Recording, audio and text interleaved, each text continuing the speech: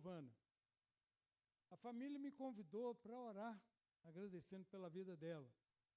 E quando eu comecei a falar, eu ia falar assim, boa noite, pessoal, e tal. Quando eu comecei a falar, a Giovana, que tem 1 aninho, ela, e estava cheio de crianças assim na frente, e as crianças junto com ela, sabe quando você vai cantar os parabéns para alguém, e todo mundo, discurso, discurso, e quando a pessoa começa a falar, todo mundo acaba atrapalhando, né, interferindo ali, começa a aplaudir, A Gigi estava fazendo a mesma coisa.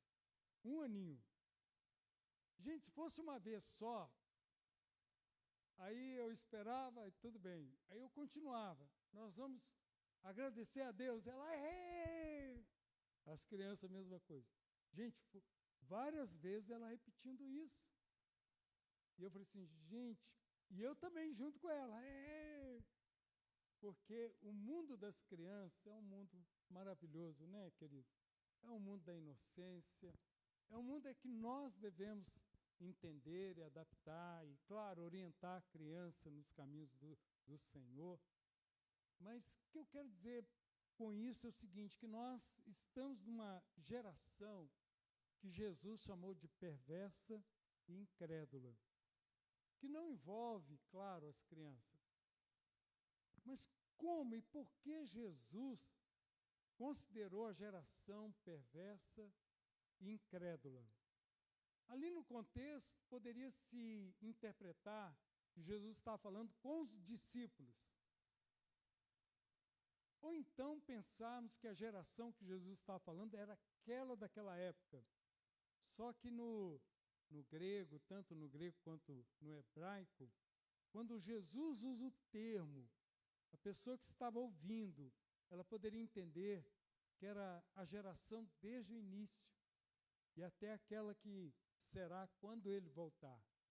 Então ele estava se referindo tanto àquelas pessoas quanto todos nós.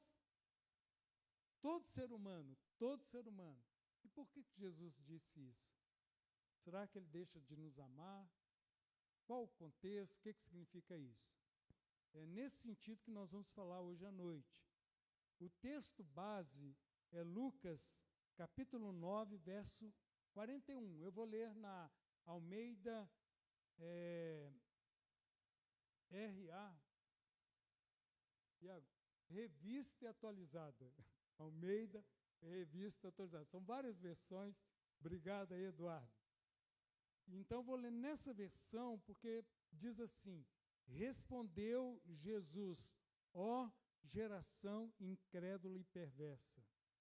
Então, ó humanidade, ó ser humano, até quando estarei convosco e vós sofrerei?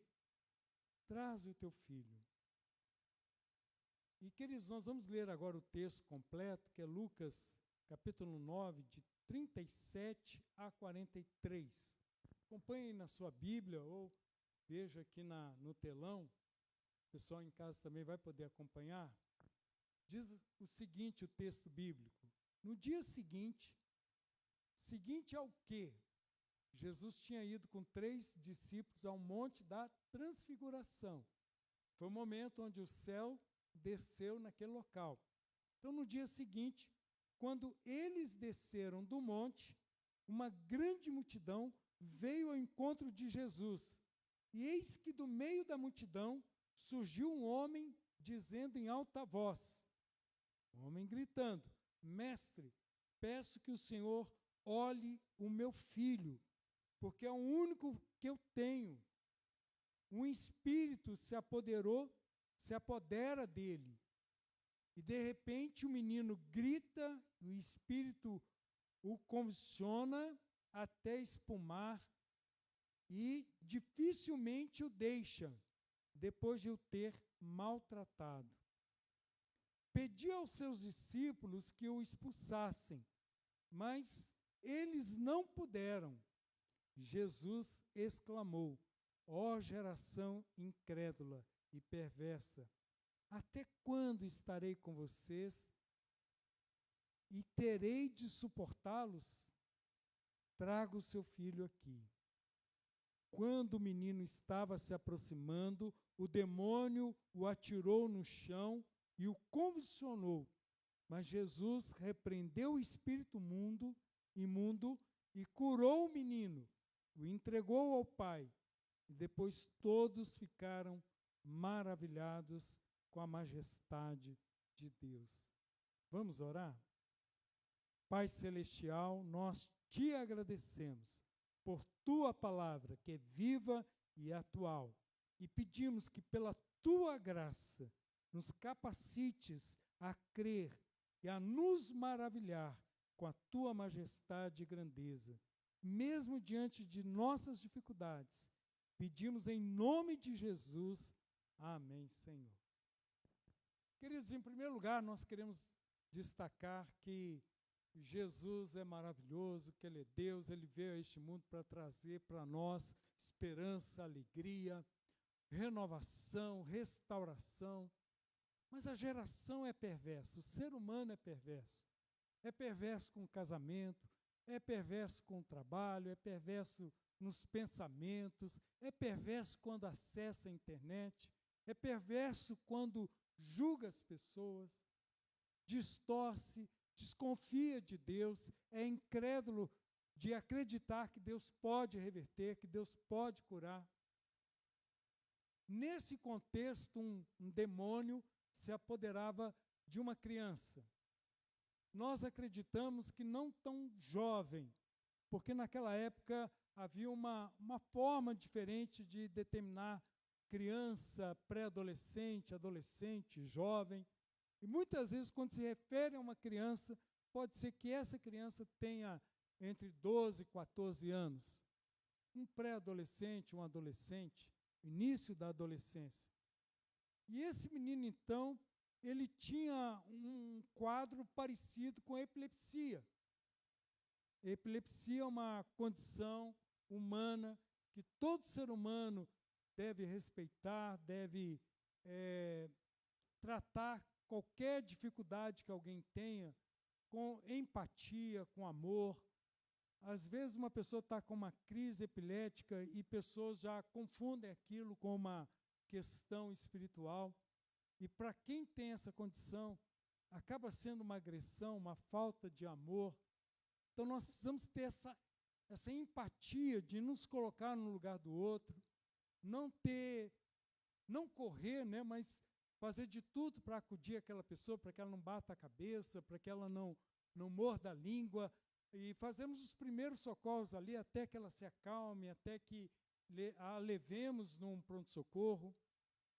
Mas, queridos, por outro lado, nós como sociedade, como pessoas cristãs, a maioria de nós temos dificuldade de aceitar que alguém pode ficar endemoniado. Tem gente que nunca viu, graças a Deus por isso. Mas não significa que você que nunca viu, não significa que não aconteça. Geralmente acontece, pelas experiências que nós estamos tendo, orando por essas pessoas, quando uma pessoa abre pelo menos 3 portas para o inimigo. A primeira delas é um ódio mortal. Quando você tem um ódio que você não consegue perdoar, você está abrindo uma porta para que o demônio possa dominar a sua vida, por incrível que pareça. O segundo é relações envolvendo intimidade com outras pessoas que não são o seu esposo e a sua esposa. Tem gente que brinca muito com isso. A nossa sociedade é liberal para isso. Parece até que as igrejas permitem isso. Mas a palavra de Deus não permite isso. O casamento, ele é sagrado, o leito é imaculado, Deus preparou para um relacionamento maduro, abençoado, dentro do casamento. Mas tem muita gente brincando com isso. E aí a pessoa não entende que muitas vezes um relacionamento de intimidade, ela abre também uma porta para o demônio. Na vida dela. De possessão demoníaca que eu estou falando. Em terceiro lugar, que a gente tem percebido, é quando a pessoa se consagra ou vai num local que as pessoas consagram essa pessoa aquilo que nós chamamos de demônios. Ela foi consagrada quando criança ou depois de adulta. E é necessário que a pessoa quebre tudo isso e fale, na minha vida não. 1 João 5,18 vai dizer o seguinte, aquele que é nascido de Deus, conserva-se a si mesmo e o maligno não lhe toca. Então, quem é de Jesus, não tem como o maligno tocar a vida dessa pessoa. Dito isso, queridos, eu entendo que quando nós vemos uma possessão demoníaca, ou alguém subindo uma parede, tem coisas absurdas que nós já vimos, como, por exemplo, uma pessoa bem frágil, uma mulher, onde 5 homens não conseguem segurá-la. De onde vem toda essa força? Onde ela fala palavras que não são delas, a voz não é dela. E aí, quando nós vemos essa situação, traz medo. E eu percebo que o inimigo, ele age mais, não, na maioria das pessoas, não dessa forma tão real, tão nítida, que as pessoas conseguem ver o agir dele. Mas a forma como ele age é de uma forma sutil, de oferecer o que você quer, de trabalhar com o seu ego, trabalhar com os seus desejos. E a Bíblia fala que ele se disfarça de anjo de luz e, se possível, enganar até os escolhidos. Muitas vezes ele pode vir com uma voz branda, maravilhosa, oferecendo fundos imundos, mas tudo fora da palavra. Mas, queridos, voltando ao texto, nós percebemos que quando Jesus participa lá com os discípulos da transfiguração, um momento assim que o céu se abriu, foi algo assim maravilhoso. Eles descem do monte, já havia uma multidão os aguardando, principalmente Jesus, porque, em primeiro lugar, eu quero destacar, todo ser humano tem uma necessidade desesperada por Jesus. Mesmo que ele não saiba, ele procura satisfazer essa alma sequiosa por pornografia, com imoralidade, com vícios, com tantas coisas, que nada vai preencher esse vazio. Dostoiévski disse que dentro de cada ser humano há um vazio tão grande que só pode ser preenchido por Jesus. Agostinho vai dizer que a nossa alma é tão sedenta por Deus que ela só encontra paz total quando ela repousa em Cristo.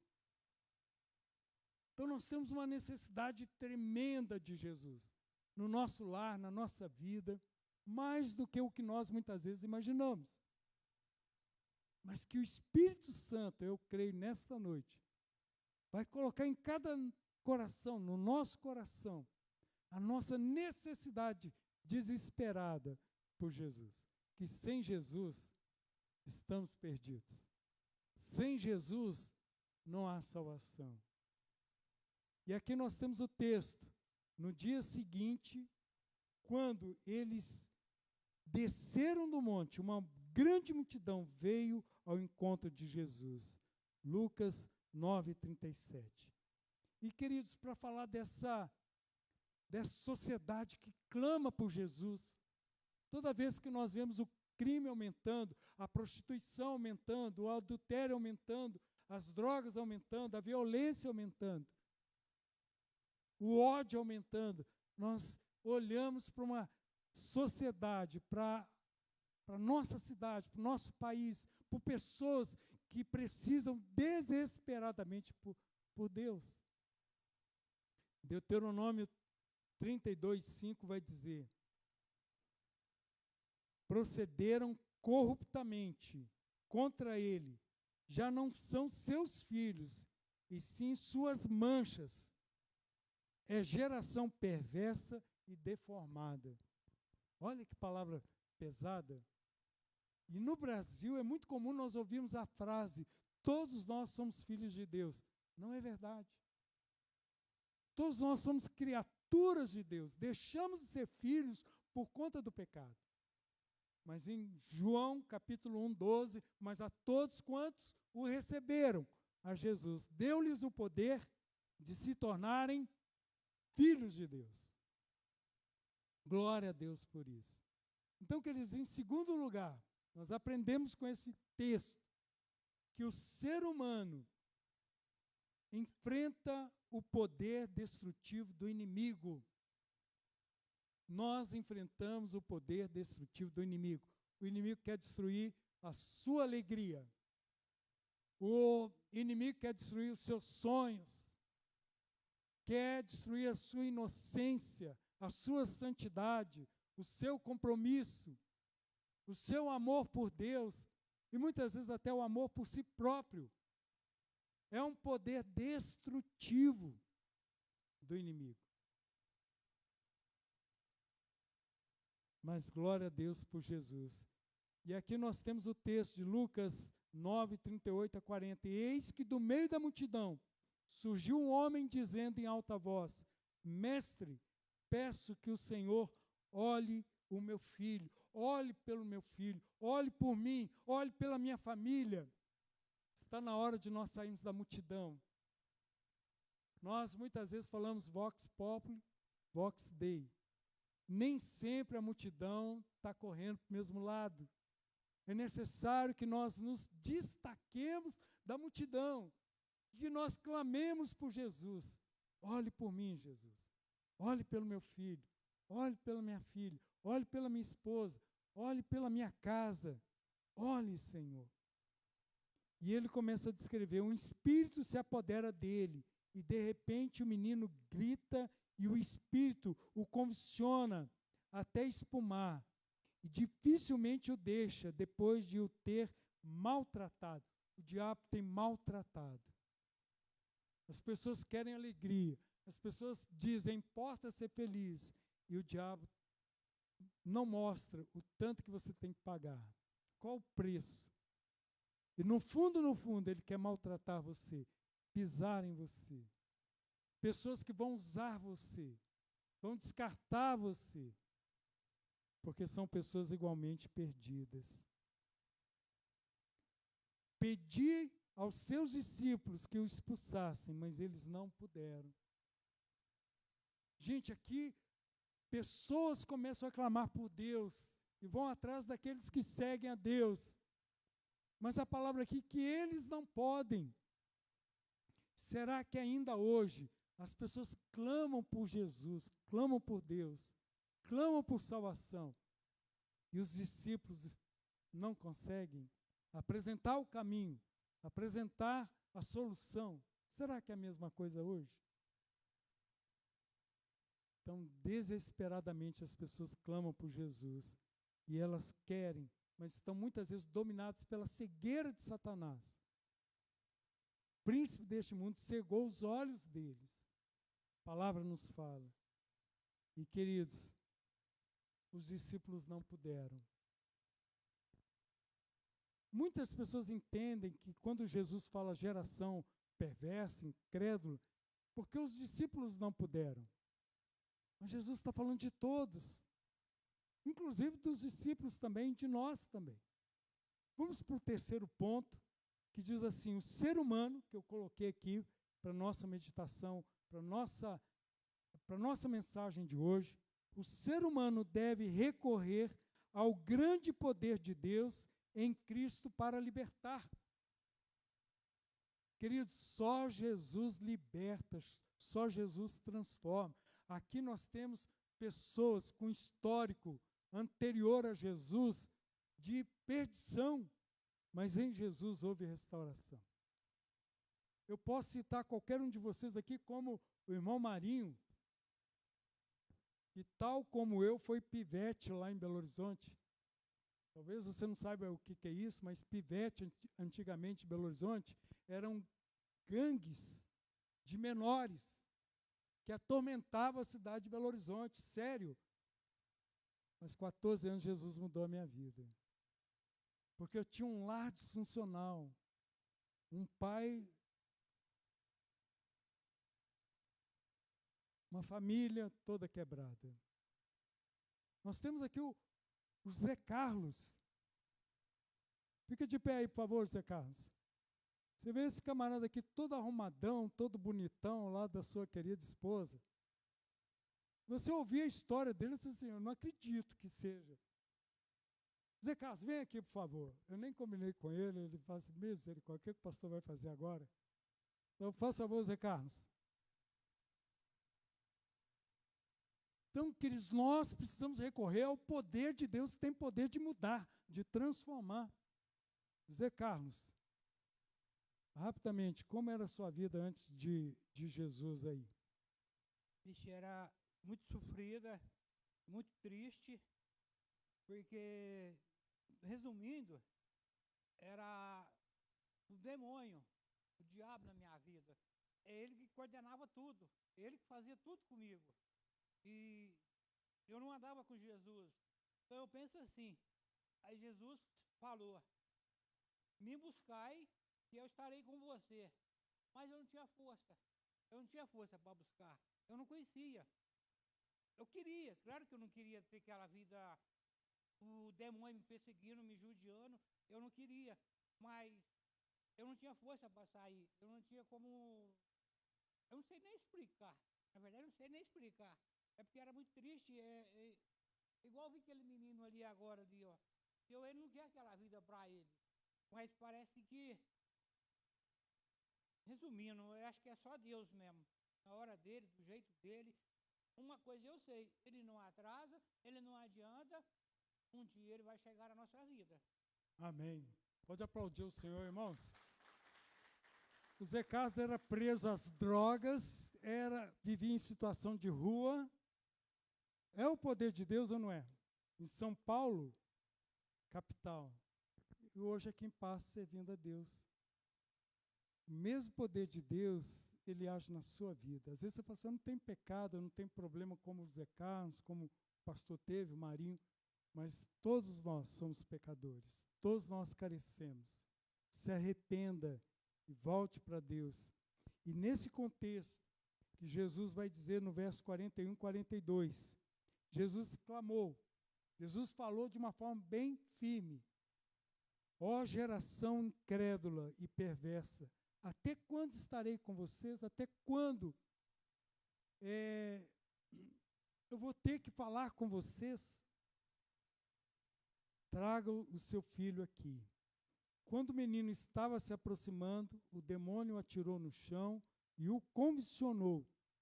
Mas Jesus repreendeu o espírito imundo, curou o menino e entregou ao Pai.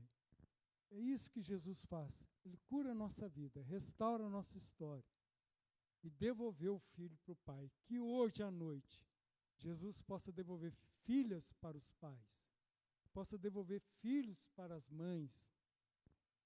Queridos, a palavra incrédula no grego é infiel, mas ela tem um sentido de desconfiado. É uma geração desconfiada do poder de Deus, ou seja, não acredita completamente que Deus pode mudar a sua vida. Pessoas que já decretam para si mesmas, eu nasci assim, vou continuar assim, que é aquela síndrome de Gabriela, vou morrer assim. Não vai morrer assim.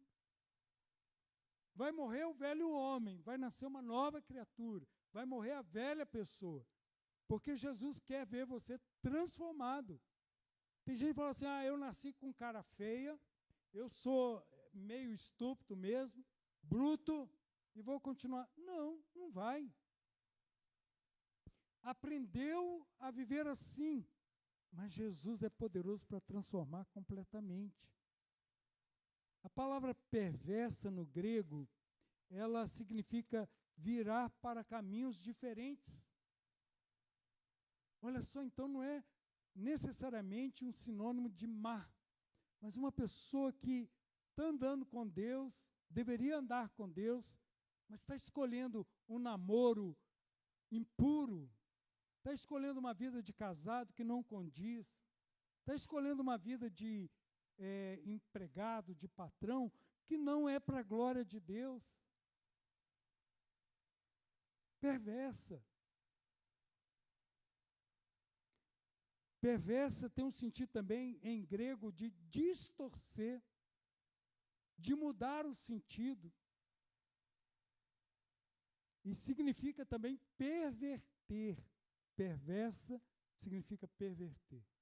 É você, aquilo que seria sagrado, você complica. Um erro na vida não significa uma vida toda errada. Você pode mudar a partir de hoje. Pessoas já me procuraram e já disseram assim: pastor, a Igreja Batista tudo pode?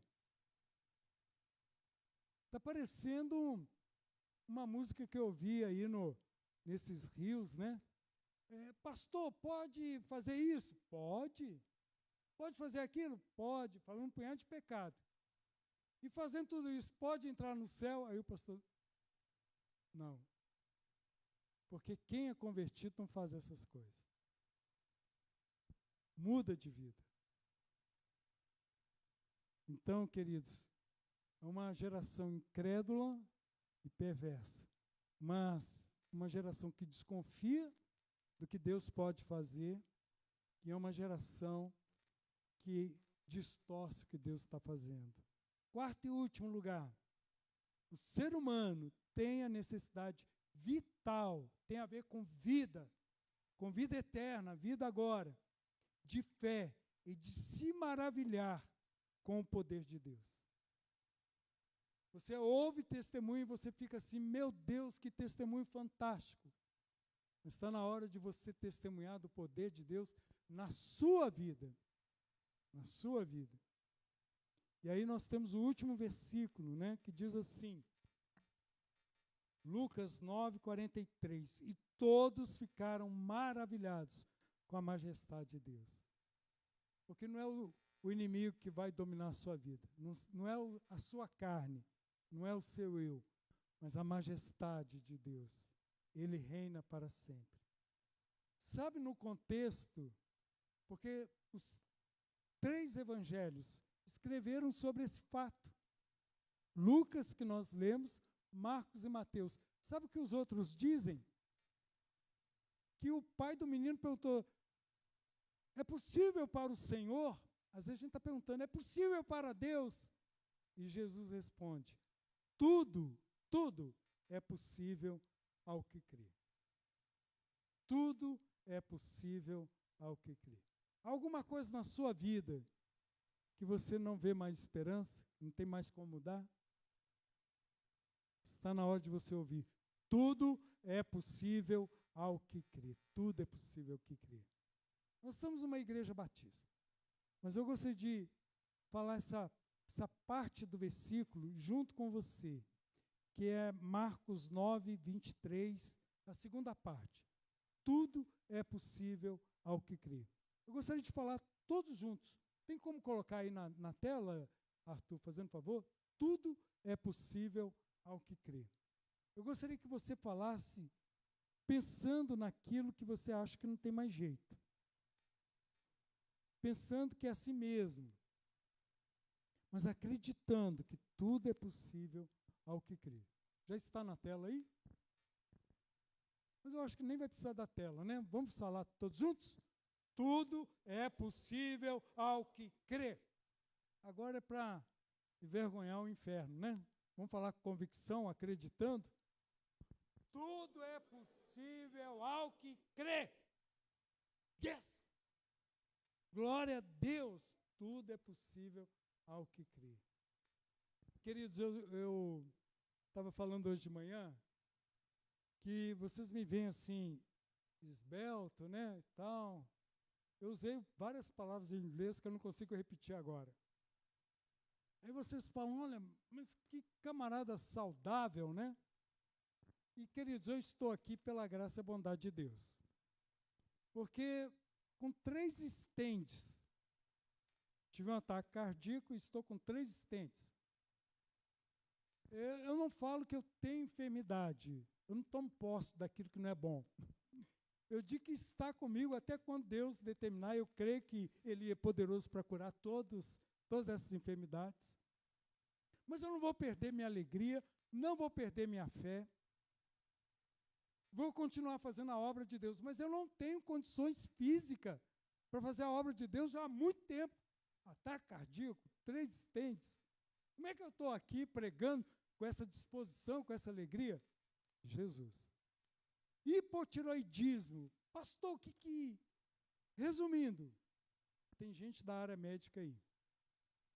O hipotiroidismo tira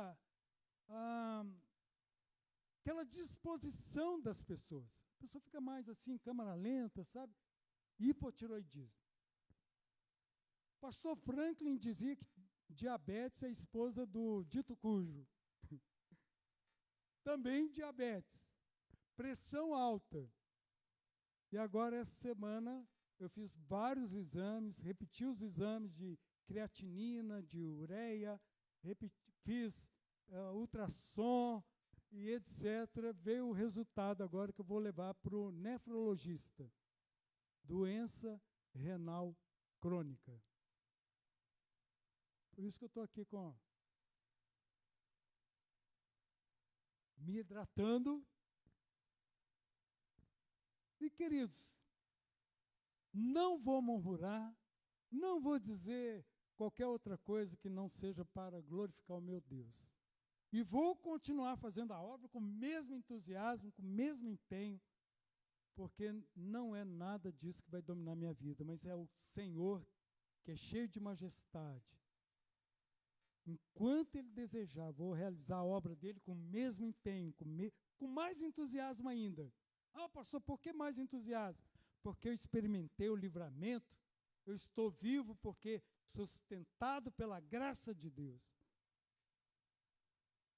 E aí o verso 24 diz assim: e imediatamente o pai do menino exclamou: eu creio. Jesus diz: tudo é possível ao que crê. Ele diz: eu creio. Exclamou: eu creio. Mas sabe o que ele completou? Que é o que nós todos podemos completar. Ajude-me na minha falta de fé. Eu creio, mas ajude-me na minha falta de fé. E Jesus atendeu o pedido dele. E o ajudou. Deus sabe que você é ser humano, que você tem suas limitações, mas Ele é tudo que você precisa. Você sabia que a pessoa no mundo todo, que escreveu mais hinos, a pessoa que mais escreveu hinos, o nome dela é Frances Jane Crosby, mais conhecida como Fanny Crosby. Escreveu vários hinos. Eu vou pedir o Tiãozinho para tocar o hino ali, fazendo favor, Tiãozinho. Só uma parte do hino.